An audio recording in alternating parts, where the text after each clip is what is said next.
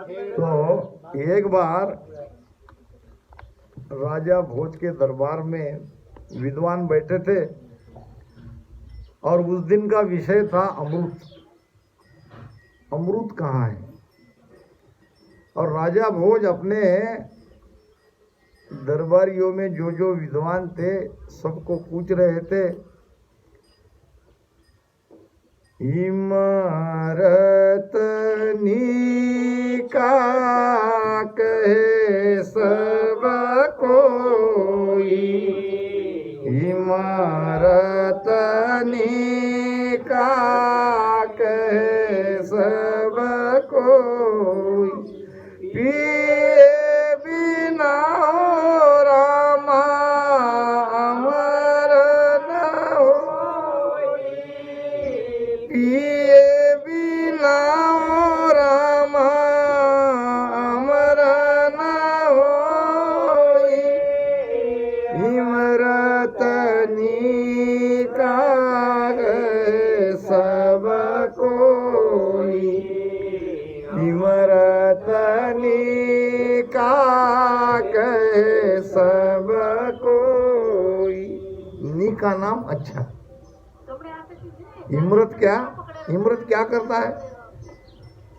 इमरत करता है अमर को, अमर करता है जीव को। अगर कोई इमरत पी ले तो वो अमर हो जाएगा। तब इमरत को सभी अच्छा कहते हैं, मगर इमरत को अच्छा कहने से तो भी अमर हो जाएंगे क्या? अब उसको पीना पड़ेगा। अब पियोगे कब?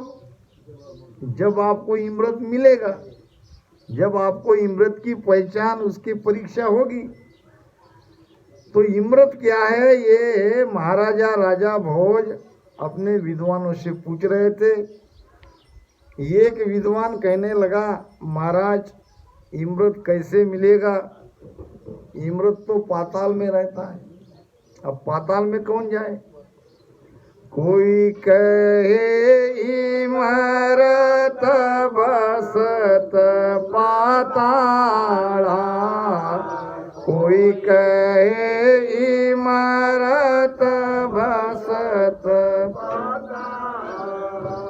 शेष लोग क्यों ग्रासत काला, नागलोक क्यों ग्रासत काला, इमरत निका कहे सब कोई, इमरत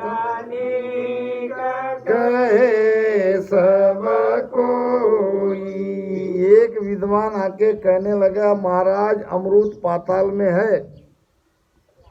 तो राजा भोज कहने लगे, अगर अमृत पाताल में रहता तो पाताल के नाग लोग अमर हो जाते। नाग लोग तो नाग मर रहे, तो पाताल में अमृत कौन सा है? पाताल में अमृत है सर्जरी करने वाला, जोड़ने वाला अमृत पाताल में है। महाराज की वाणी में प्रसंग आया है, वो प्रसंग है, सत्य की बात न मेलो साधो, लो साधो, सत सबद खेलो, सत सबद खेलो, सत सुधरन आकाश जथमिया, आकाश जथमिया, चंद्र सूरज रवि तारा हो, चंद्र सूरज रवि तारा हो, सतसुदेवला चढ़ गयो ईंडो, चढ़ गयो ईंडो, सत सो दुश्मन माया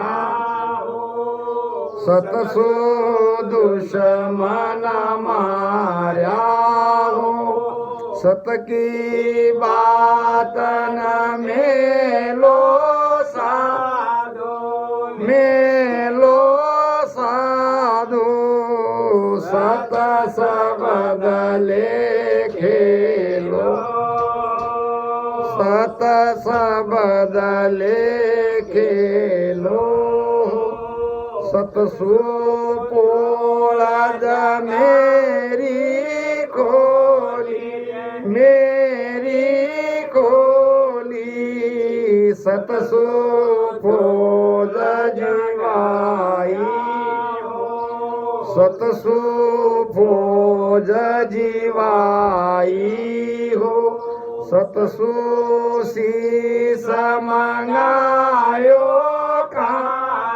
मंगायो काने पांडो गळ्या सब जाई पांडो गळ्या सब जाई हो सत की बात न मेलो साधु मेलो साधु सत सबद लेखे लो सत सबद लेखे लो आखिरी का चरण सतरा क्या सुबात गए हैं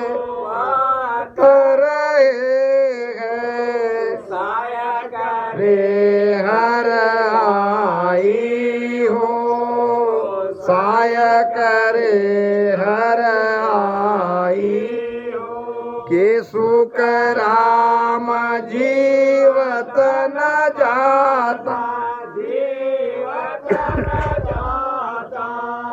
सतरा क्यों माई हो सतरा क्यों माई सत की बात न मेलो साधु मेलो साधु सत सबद लेखे लो सत सबद लेखे लो सत की बातन मेलो बातन मेलो यानी सत को छोड़ो मत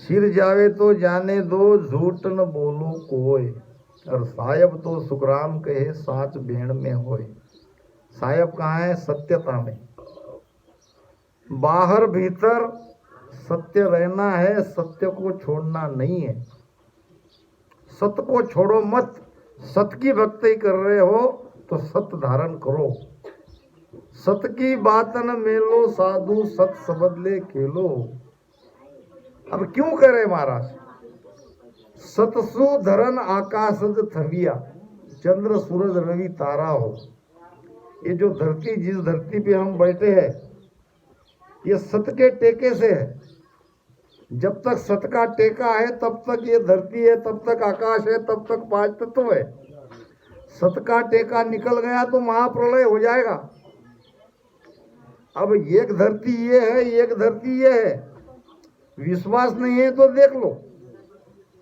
ये धरती किस टेके से है सत्य के टेके से सत्य क्या है सत्य है आत्मा हमारी शरीर रूपी सृष्टि सत्य के टेके पे खड़ी है और सत्य है श्वासा पर आधारित श्वासा फूटते ही हमारे अंदर का सत्य चला जाएगा किसी शरीर को कोई रखेगा नहीं कितना भी क्यों ना प्यारा हो कहेंगे कि भाई ले जाओ अब इसका अंतिम संस्कार करो अब ये नहीं रहे क्योंकि उनके अंदर का सत्य निकल गया तो जैसे बाहर के पास तत्व सत्य के टेके पे है वैसे भीतर के पास तत्व सत्य के टेके पे है तो सत को पाना है तो सत रखना पड़ेगा, सत को धारण करना पड़ेगा। सत की बातन मेलो साधु, छोटी छोटी बातों के लिए हम झूठ बोलते हैं, झूठ बोलना नहीं चाहिए। हाँ, वो बात अलग है जब किसी की जान बच रही है। संत सेवादास महाराज ने मोर के लिए बोला था कि राजा जनक का प्रमाण आता है। राजा जनक के जीवन में, अब उन्होंने तो मुख से नहीं कहा था, फिर भी सत्य बोलने से उनका विमान यमपुरी से ले जाया गया। कथा आप जानते हो। ये एक कसाई सूरा लेके गाय के पीछे काटने के लिए भाग रहा था, गाय आगे आगे और कसाई उसके पीछे पीछे। अब राजा जनक बैठे थे पेड़ के नीचे, ध्यान कर रहे थे या सुमिरन कर रहे थे। अब इतने में गाय के पैर की आवाज आई। गाय सीधी आ रही थी राजा जनक के तरफ और ऐसी इस रास्ते से निकल गई। पीछे पीछे कसाई आया, राजा जनक को पूछा, आपने एक गाय देखी क्या? अब उसने हाँ तो नहीं कहा, मगर ऐसे बता दिया कि इधर गई। आगे जाके उस कसाई ने गाय को काटा। अब इस एक सत्य के बदले राजा जनक को लेने के लिए जब विमान आया तो उसका विमान यमपुरी के ऊपर से ले जाया गया। और फिर उसने पूछा कि भाई ये कहाँ से जा रहे हैं हम, ये नीचे रोने पिटने चिल्लाने की आवाज क्यों आ रही है? तो वो दूत कहने लगा, महाराज आपका विमान यमपुरी पर से जा रहा है। तो उसने कहा, मुझे क्यों यमपुरी पर से ले जाया गया? तो आपने अपने जीवन में सत्य कहा, उस कसाई को रास्ता बताया और कसाई ने गाय को काट रहा, गाय को मार दिया। इस एक सत्य कहने के बदले में आपका विमान यमपुरी से ले जाया गया। फिर जब विमान ले जाया गया तो संत के विमान की छाया से यमपुरी में जो भी दुखी आत्मा थी उसके अंदर में शांति आई। उनका रोना पिटना चिल्लाना बंद हो गया। तो फिर पूछने लगे कि अभी रोने पिटने चिल्लाने की आवाज़ क्यों नहीं आ रही है? तो कहने लगे, महाराज आप भजन करने वाले संत हो, आपके विमान की छाया से इनके भीतर शांति आई है। तो फिर कहने लगे कि मुझे आगे मत ले जाओ, अगर मेरी छाया से यमलोक में शांति आती है तो मुझे यहीं रहना है। भगतमाल में आती है ना, नाम की प्रतीत राजा जनक मरवाई गाय, जमपुरी जाए जमलोक निस्तारियो। नाम की प्रतीत राजा जनक मरवाई गाय, यह है उसका प्रमाण। और गाय मरने से जमपुरी जाए जमलोक निस्तारियो, सारे जमलोक को उसने खाली कराया अपने बल से। तो सत को छोड़ो मत। राजा जनक का विमान यमपुरी में ले जाया गया तो यमलोक को तो वहां दो दुखी आत्मा थे, उनको तो सुख मिला, उनका तो दुख दूर हुआ। तो ये धरती, ये आकाश, ये चंद्र, ये तारे सत के टेके पर है। सतसु देवल चढ़ गयो इंडो, और सतसु दुश्मन मारा हो। छोटा सा हरजस है, मगर इसका पूरा विवेचन करने जाए तो पूरा समय इसमें ही जाएगा। फिर भी शॉर्टकट में आपको बताता हूँ। ये एक राजा ने एक मंदिर बनवाया, जैसा हमारे भैया बना रहे हैं अपने गांव में। और एक सेठ ने मंदिर के लिए कलश दिया दान, और वो कलश था सोने का कई मन का। अब मंदिर तो बन गया, अब मंदिर बहुत ऊंचा था और वहां तक कलश पहुंचाने की उस जमाने में कोई सुविधा नहीं थी। सबने बहुत कोशिश करी, कलश वहां ऊपर तक कोई चढ़ा नहीं पाए। आखिर में तय हुआ, सबकी मीटिंग हुई कि अब हमारे सारे प्रयत्न बेकार हो गए। अब जिस भगवान के मंदिर के लिए ये कलश दान दिया है, वो भगवान में अगर सत्य है तो वही अपना कलश स्वयं चढ़ा लेंगे। कहते हैं कि रात में ही वो कलश ऊपर मंदिर में चढ़ गया, सत्य के टेके से। बात आ गई सत्य पे। जब बात सत्य पे आती है तो सत्य कभी हारता नहीं, सत्य निराश होता नहीं। कुछ दिन के लिए दुखी हो सकता है, कुछ दिन के लिए परेशान हो सकता है, मगर सत्य की विजय है। सत्यमेव जयते, असतो मा गमय। सत्य को छोड़ो मत, सत्य हारता नहीं। सत्य परेशान होगा, सत्य निराश होगा तो कहते हैं कि वो मंदिर पे वो कलश चढ़ गया। सतसु दुश्मन मार्या हो। राजस्थान के अंदर एक राजा था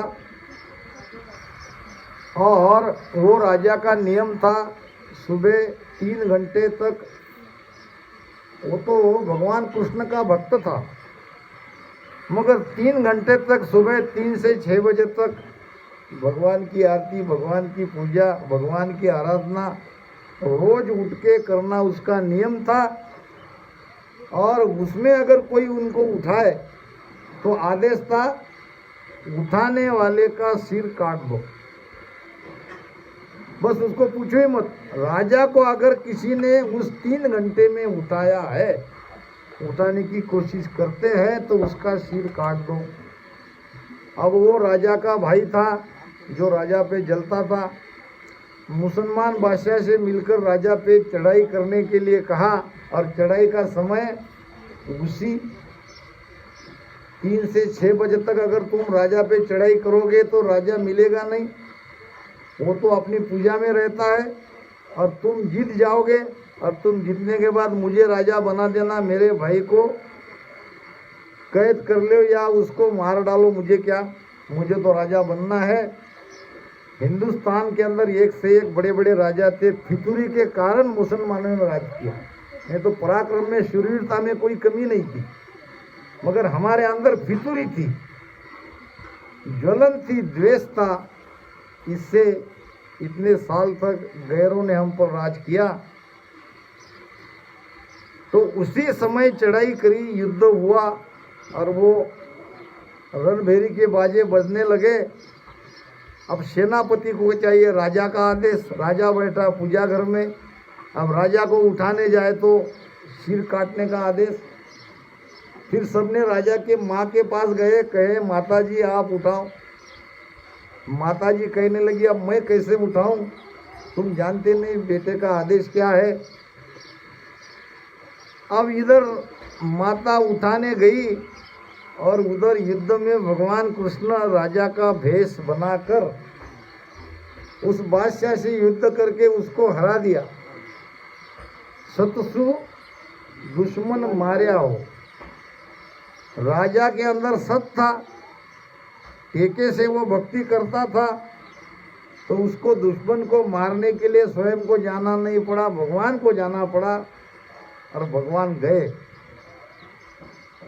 फिर बात आती है सतसु पोलज मेरी खोली और सतसु फौज जिवाई हो। अब ये क्यों इतना सारा कहना पड़ा कि यहाँ जो पाताल का अमृत है, कोई कहे अमृत बसत पाताला और नागलोक क्यों ग्रासत काला। जो एक विद्वान ने पाताल में अमृत की बात कही थी, राजा भोज ने उनको कहा था कि नागलोक में ये नाग क्यों मरते हैं, तो वो अमृत अमर करने वाला अमृत नहीं था, अमृत जरूर था। तो वो अमृत कौन सा है, इसके लिए हमने ये महाराज का भजन लिया, वो समझाने के लिए किसी भी बात को समझाना है तो पूरी गहराई से अगर समझाया गया तो वो पल्ले पड़ती है। वैसे तो ज़्यादातर मैं ये विषय पे बोलता नहीं हूँ, मेरा विषय तो सत्शब्द नियंचर और भजन का पीछम का मार्ग का ही रहता है। मगर अभी यहाँ काफ़ी कुछ हमारी बेटी है, हमारी बहनें हैं, नए हैं, तो चलो। और ये भी राजा भोज का मुझे उनके मुख से सुनना है, मैं कह क्यों रहा हूँ, मुझे सुनना है। और राजा भोज का गहरा इतिहास, सच्चा इतिहास तो वो जरूर सुनाएंगे। तो ये एक सुभद्रा नाम की कोई सती थी। संसार के अंदर 7 सती की महिमा होती है। अब ये एक गांव में एक सती थी और सती के घर पे संत आए।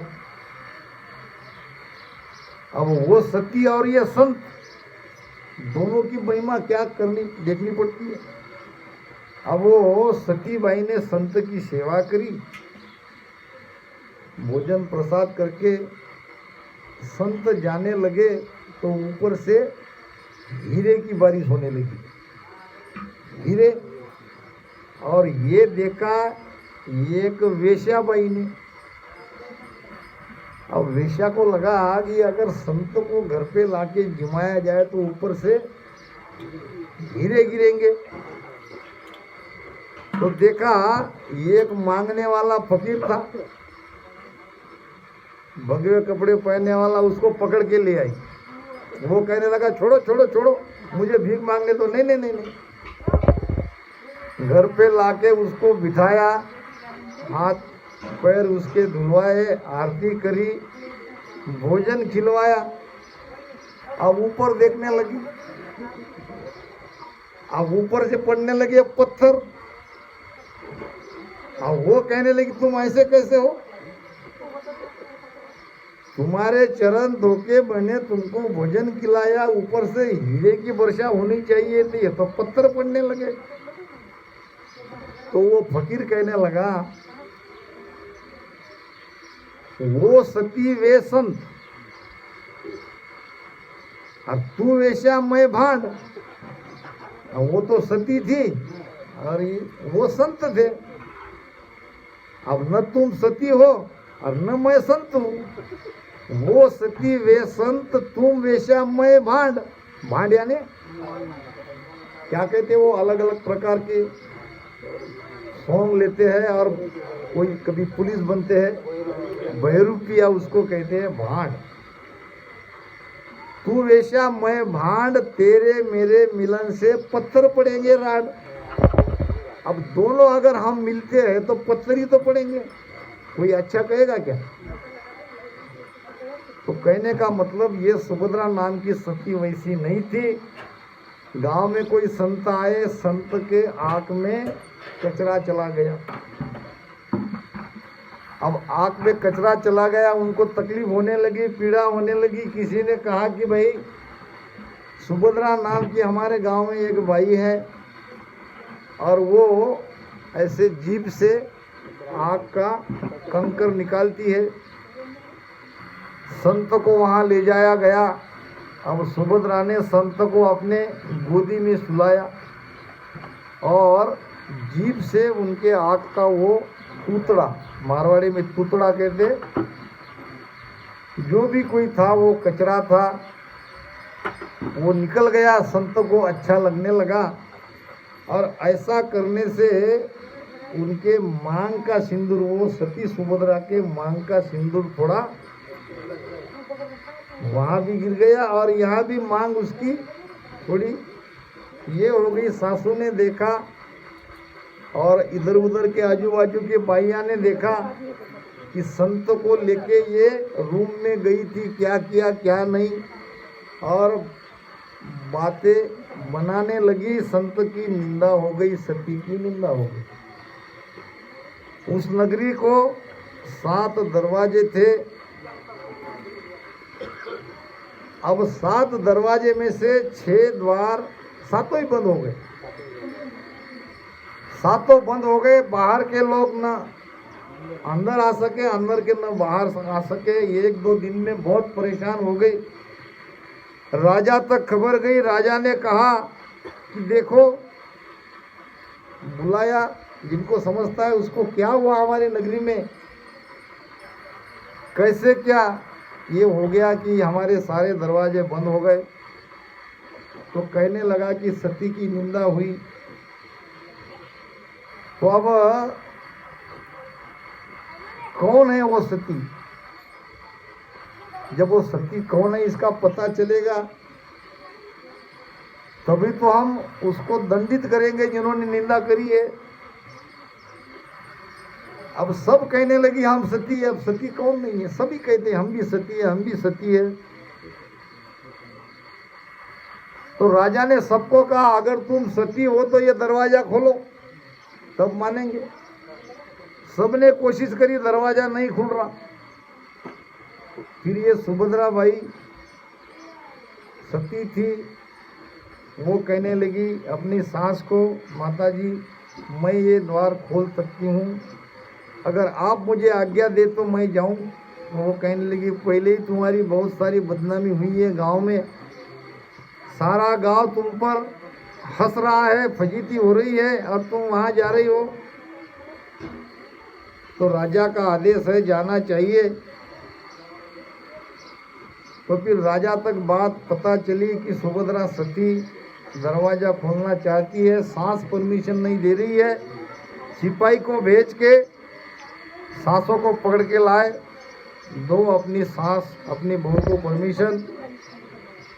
फिर चलने में कच्चे सूत के धागे से कुएं में से पानी निकाला, कहा कि अगर मेरे अंदर सत है, मैं सती हूँ, तो ये चलनी में पानी निकले। अब चलनी में पानी निकलता थोड़ी है, मगर सत के प्रभाव से उसने वो पानी निकाला और उसके छेटे दरवाजे पे मारे।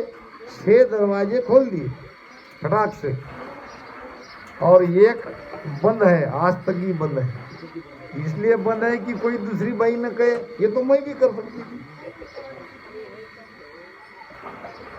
तो सतसु पोलज मेरी खोली, पोल नाम दरवाजा, वो नगरी के दरवाजे उस सुभद्रा नाम की सती ने अपने सत के बल से खोली। सती के अंदर सत है तो वो सती बनती है, नहीं तो सती नहीं होती। तो सत की बात है। और सतसु सतसु शीस मंगायो काने, सतसु दुश्मन मार्या हो। अब ये काने नाम भगवान कृष्ण, भगवान कृष्ण ने अपने सत के बल से शीश मंगाए। किसका?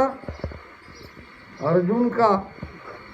और भीम पुत्र था एक, भीम का कोई बेटा था, और अर्जुन पांडव कथा है। बब्रुवान नहीं, दूसरा था, बब्रुवान नहीं था, बब्रुवान भी भीम का ही पुत्र है, नाम उसका याद नहीं आ रहा। जो भी है कि पांडवों ने अश्वमेघ यज्ञ का घोड़ा छोड़ा, और घोड़ा आया बब्रुवाहन के नगरी में। अर्जुन की एक पत्नी थी जिसका नाम था चित्रांगदा, और चित्रांगदा से अर्जुन को बब्रुवाहन नाम का एक लड़का हुआ। और रानी चित्रांगदा अपने राज्य में रहती थी। जब ये पांडवों का अश्वमेघ यज्ञ का घोड़ा वहाँ उस बब्रुवाहन के नगरी में आया, तो माता चित्रांगदा के कहने से बब्रुवाहन ने घोड़ा पकड़ा। घोड़ा पकड़ने का अर्थ है या तो युद्ध करो, अगर घोड़े को जाने दिया तो राजा को आप मानते हो, अगर घोड़ा पकड़ते हो तो राजा का शासन आपको मान्य नहीं है, आपको युद्ध करना ही पड़ेगा। अब बब्रुवाहन ने घोड़ा पकड़ा था अपना पिताजी का घोड़ा समझ के।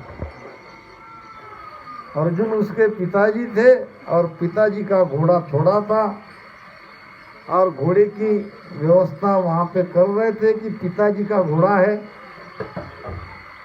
पीछे पीछे पांडवों की फौज आई, पीछे पीछे अर्जुन आया और ये भीम का पुत्र भी आया।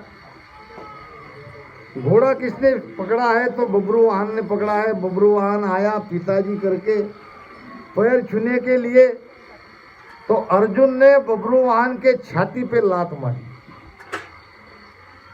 कि अगर तुम स्वयं को मेरा बेटा कहते हो, तुम क्षत्रिय के बेटे हो, तो तुमको युद्ध करना चाहिए। तुम मेरे पैर पड़ रहे हो, अगर तुम मेरे बेटे हो तो मैदान में आओ, घोड़ा पकड़ा है तो युद्ध के लिए तैयार हो। बब्रुवाहन कहने लगा, ये तो मैं तो माता के कहने से घोड़ा को पकड़ा है, अगर आपकी इच्छा है युद्ध ही करना है तो युद्ध के लिए तैयार हो। बाप बेटों में युद्ध हुआ और बब्रुवाहन ने अर्जुन का सिर काट दिया और वो भीम का पुत्र जो था उसका भी सिर काट दिया। अब दोनों के सिर धड़ से अलग हो गए तो चित्रांगदा रोने लगी, उसका पति था अर्जुन। अब रोने लगी तो फिर अब क्या करे? भगवान कृष्ण के पास गए। भगवान कृष्ण कहने लगे, अगर पाताल से जाके कोई अमृत लाता है तो इनकी जान बच सकती है। पाताल में शेष की एक कन्या थी जिसका नाम था उल्फी, और वो भी अर्जुन की पत्नी थी। बब्रुवाहन ने बाण मारा, सीधे नीचे पाताल में गया। बाण के साथ में एक चिट्ठी थी। शेषनाग को लिखा कि मेरे पिताजी का सर मेरे हाथ से कट गया है, जल्दी से जल्दी अमृत भेजो, नहीं तो युद्ध करूंगा, जीत के अमृत ले जाऊंगा। वहाँ पे अर्जुन की पत्नी उल्फी थी, उसने तुरंत अपने पति के लिए अमृत भिजवाया। कोई कहे अमृत बसत पाताला, पाताल में अमृत था, मगर वो अमृत करने वाला, अमर करने वाला अमृत नहीं था। तो क्या था? सर्जरी वाला अमृत। जोड़ दिया शरीर, सर्जरी करते हैं ना, अब सर्जरी तो करनी थी, गर्दन अलग हो गई थी, धड़ अलग, मस्तक अलग, अब दोनों को जोड़ना था। अब दोनों को जोड़ के ऊपर से अमृत डाल दिया जो पाताल से लाया जा रहा था, तो वो जिंदे हो सकते थे। तो अमृत आ गया, तब तक किसी चोर ने, किसी दुष्ट ने दोनों सिर को छुपा लिया। अब अमृत का घड़ा आ गया तो मस्तक नहीं है। फिर भगवान कृष्ण कहने लगे, अगर 16,108 स्त्री का भोग करके मेरे अंदर अगर सत्य है तो वो मस्तक ले जाने वाला और वो मस्तक यहाँ आ जाए। भगवान कृष्ण के इस तरह से कहने से 3 मस्तक आए, एक अर्जुन का, एक भीम पुत्र का और एक ले जाने वाले का। अब 2 मस्तक उनके शरीर को लगा दिया, जोड़ दिया, दोनों जिंदे हो गए। तो अमृत तो है पाताल में, मगर वो अमृत करने वाला नहीं है। कोई कहे इमरत स्वर्ग